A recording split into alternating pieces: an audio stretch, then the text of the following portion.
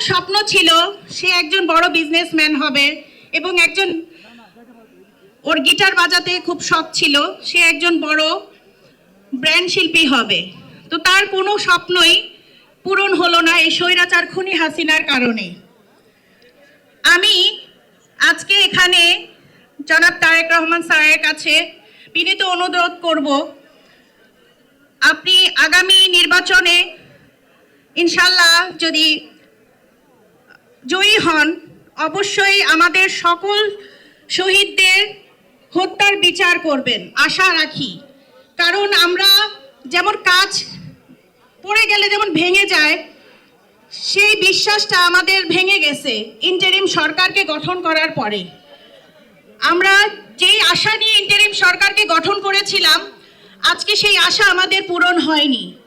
আমার ছেলের খুনি আমার সামনে, সে বাসায় তার সংসার নিয়ে বসবাস করছে, আমি নিজের চোখে দেখতে পাচ্ছি, কিন্তু আমার ছেলের খুনিকে এখন পর্যন্ত ধরা হচ্ছে না।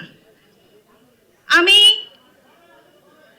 সকল শহীদের প্রতি সম্মান রেখে শ্রদ্ধা জানিয়ে তাদের আত্মার মাগফিরাত কামনা করছি এবং আমাদের দেশনেত্রী বেগম খালেদা জিয়া তার আত্মার মাগফিরাত কামনা করছি, আল্লাহ যেন তাকে জান্নাতবাসী করেন।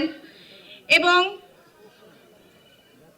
আমি চাই আমাদের সকল শহীদের, আমার একটাই চাওয়া, আমাদের সকল শহীদের যেন হত্যার বিচারটা অন্তত পক্ষে আগামী যে নির্বাচন হবে, আগামী নির্বাচনে যেই আসুক তারা যেন করে, তারা যেন আমাদের সাথে ইন্টারিম সরকারের মতো বেইমানি না করে।